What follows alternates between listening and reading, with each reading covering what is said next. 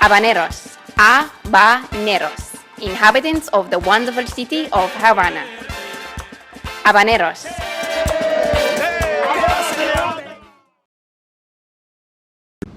Just 90 miles south of Miami, Cuba stretches around 750 miles from east to west. Christopher Columbus first spotted the island in 1492 and declared it the most beautiful land human eyes have ever seen. Today, it's the Caribbean's fastest-growing vacation destination. The jewel of the island is its capital city, Havana, home to roughly 1/5 of the country's 11 million people. Situated on a coastal bay in the northwest part of the island, Spanish-built Havana is considered the center of all things Cuban. At one point, it was even the richest city in the Caribbean.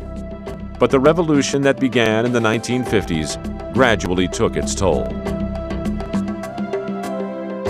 One of Cuba's most infamous and corrupt leaders was a ruthless dictator named Fulgencio Batista. In the face of extreme poverty, his riches and brutal reign eventually alienated even his supporters. Following a 3-year struggle against Batista, Fidel Castro came to power in 1959 and eventually led the country into communism. Castro announced the victory of the revolution in this ornate presidential palace, located in the section of town known as Old Havana. Decorated by the famous Tiffany's of New York, it now houses the Museum of the Revolution.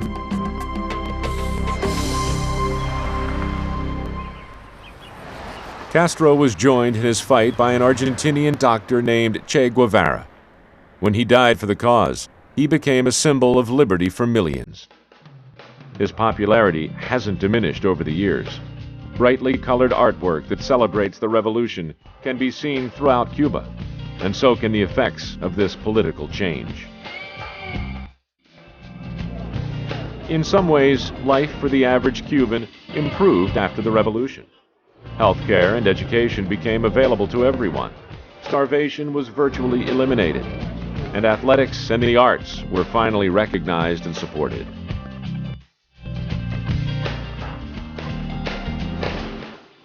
Today, government-sponsored theaters and art schools can be found throughout Havana.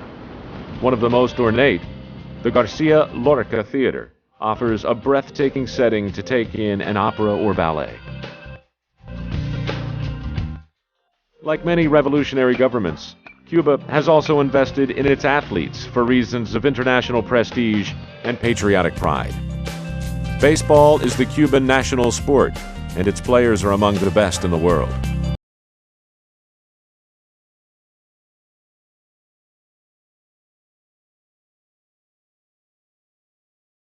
Not everything has changed for the better.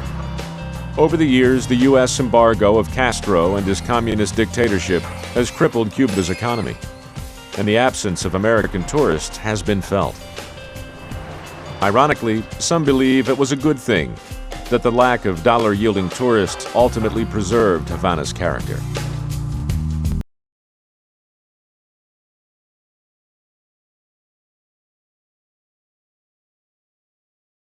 This square mile of quaint alleys, Spanish colonial palaces, and cobbled streets provides a welcome departure from the city's high-rise hotels. Spanish settlers first arrived here in 1511 and gradually transformed this town into one of the prized jewels of the crown.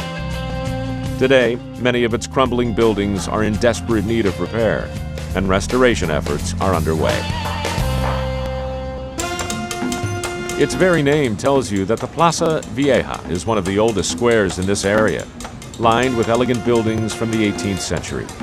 For many years, it was the site of a popular city market. Now, the real owners are the children who've made it their own playground.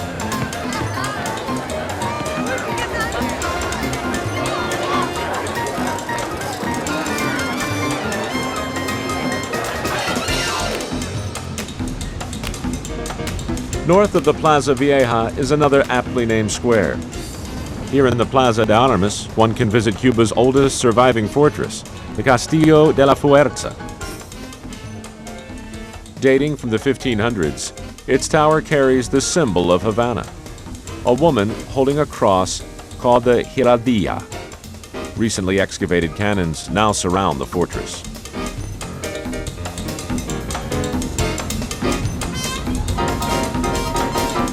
West of the square is the Paseo de Martí, also known as the Prado.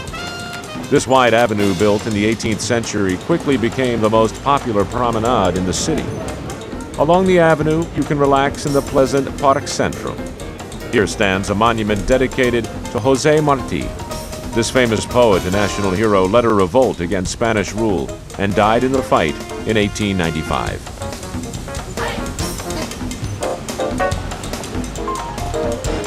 Just a few years later, the United States took control of the island until Cuba established its independence in 1902.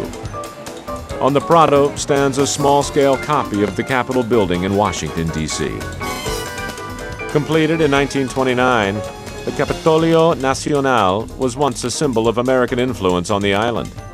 Its large dome and rotunda, interior walls and staircases are all exquisitely decorated.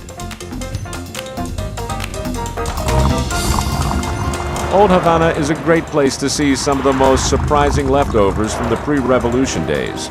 American cars of the 1950s. When gas is available, Cubans still drive these chrome-tailed relics, evoking the roaring atmosphere of an era gone by.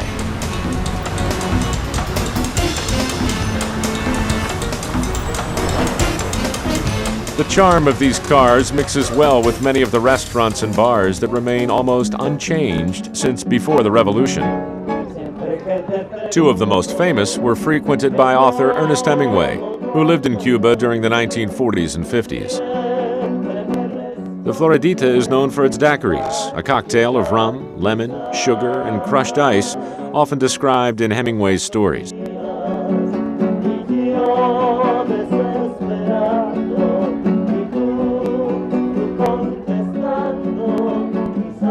And the boisterous Bodeguita del Medio serves its own mojito, another rum drink with lemon juice, soda, and mint.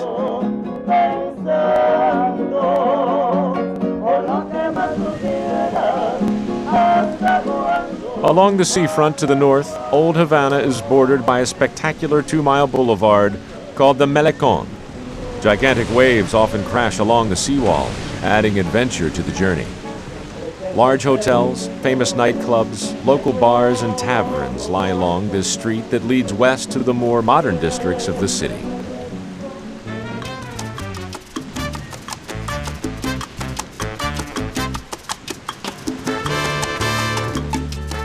Anyone who visits Havana will quickly realize that music and dance are essential parts of Cuban life. During the 16th and 17th centuries, Spanish colonials brought African slaves to the island to provide the labor force. African rhythms mixed with Spanish guitar have created a distinctly Cuban sound. The mambo, rumba, bolero, and cha-cha-cha were, after all, invented on this island. These dances are still performed at the legendary Tropicana, the most luxurious cabaret in the city.